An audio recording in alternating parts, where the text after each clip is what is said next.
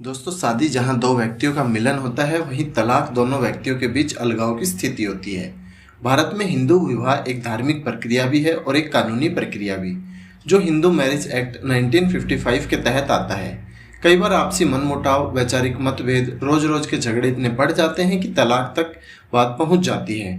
किसी रिश्ते में यदि पति और पत्नी एक दूसरे के साथ खुश नहीं है और अलग होना चाहते हैं, तो कानून में इसके लिए तलाक का प्रावधान है। जरूरी नहीं कि हर बार झगड़ों की वजह से ही तलाक लिए जाएं। इसके पीछे कैरियर, अलग जीवन शैली वगैरह इत्यादि कारण हो सकते हैं। ऐसे मामलों में आपसी सहमति से तलाक लिया जा सकता है। दोस्तों, आपसी सहमति से तलाक लेने की प्रक्रिया में दोनों पक्ष यानी कि पति और पत्नी दोनों अलग होने यानी कि तलाक होने का फैसला लेते हैं, तो हिंदू मैरिज एक्ट 1955 की धारा 13B के तहत इसका प्रावधान किया गया है। हालांकि इसके लिए कुछ शर्तें निर्धारित है। तो चलिए जानते हैं पूरी प्रक्रिया के बारे में। दोस्तों, सबसे पहले बात करेंगे हिंदू मैरिज एक्ट के अनुसार। हिंदू मैरिज एक्ट में शादी के अलावा तलाक का भी प्रावधान दिया गया है। वर्ष 1976 तक इसमें आपसी सहमति से तलाक की व्यवस्था नहीं थी, लेकिन इसकी जरूरत समझने के बाद 1976 में एक संशोधन किया गया। इस एक्ट में धारा 13 में सब सेक्शन जोड़कर सहमति से तलाक की व्यवस्था की गई। धारा 13B में आपसी सहमति से तलाक के लिए सबसे अनिवार्य शर्त का जिक्र किया गया है। शर्त यह है कि जब दोनों पार्टनर को साथ रहना असंभव लगने लगे तो 1 साल या उससे अधिक समय तक एक दूसरे से अलग रह सकते हैं और फिर तलाक के लिए आवेदन कर सकते हैं। दोस्तों, दंपति 1 साल या उससे ज्यादा समय से अलग रह रहे हों, दोनों पार्टनर यानी पति पत्नी दोनों साथ में रहने पर सहमति न बनाते हो, तब तलाक हो सकता है। अगर दोनों पक्षों में सुलह की कोई स्थिति न हो, तलाक की अर्जी भी तब भी फाइल की जा सकती है। दोनों पक्षों की ओर से तलाक की पहली अर्जी के बाद कोर्ट 6 महीने का समय दिया जाता है। इस दौरान कोई भी पक्ष अर्जी वापस ले सकता है। नए नियमों के मुताबिक इस 6 महीने की अवधि को कम करने के लिए आप आवेदन कर सकते हैं। जांच परख के बाद कोर्ट यह अवधि कम कर सकता है।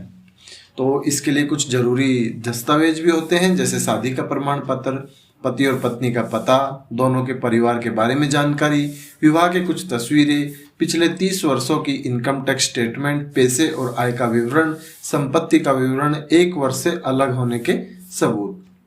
दोस्तों, इसके अलावा एक और भी प्रक्रिया है। जब ये बेसिक जरूरतें हैं, इसके अलावा भी कुछ डॉक्यूमेंट लग सकते हैं। सबसे पहले दोनों पक्षों की ओर से फैमिली कोर्ट में हस्ताक्षर की गई एक संयुक्त याचिका दायर की जाती है। इसमें दोनों पार्टनर का एक संयुक्त बयान होता है कि दोनों साथ नहीं रह सकते और तलाक चाहते हैं। इस बयान में संपत्ति के बंटवारों और बच्चों की कस्टडी के बारे में आपसी समझौता तय होता है। बयान दर्ज करने के बाद न्यायालय के सामने पेपर पर हस्ताक्षर किए जाते हैं। इसके बाद दोनों पक्षों को सुलह करने के लिए 6 महीने का समय दिया जाता है। इन 6 महीनों में दोनों पक्षों के बीच अगर सहमति नहीं बनती है तो अंतिम सुनवाई के लिए दोनों उपस्थित हो सकते हैं। पहली याचिका डालने के 18 महीने के भीतर दूसरी याचिका डालनी पड़ती है। 18 महीने के भीतर दूसरा प्रस्ताव न लाने पर अदालत तलाक का आदेश पारित नहीं करती है। 18 महीने से ज्यादा होने पर फिर से पहली याचिका डालनी होगी। अगर दूसरी याचिका के दौरान कोई एक पक्ष अर्जी वापस लेता है तो उस पर जुर्माना लगाया जा सकता है। तलाक का आदेश पारित होने से पहले कोई पक्ष किसी भी समय अपनी सहमति वापस ले सकता है। दोनों पक्षों में हर बिंदु पर आपसी सहमति की जांच परख के बाद ही अदालत को ठीक लगे तो अंतिम चरण में तलाक का आदेश दिया जाता है। दोस्तों, आपसी सहमति के लिए तलाक में पति और पत्नी दोनों पक्षों को बच्चों के संरक्षण के मुद्दे को आपस में सुलझाने की जरूरत होती है।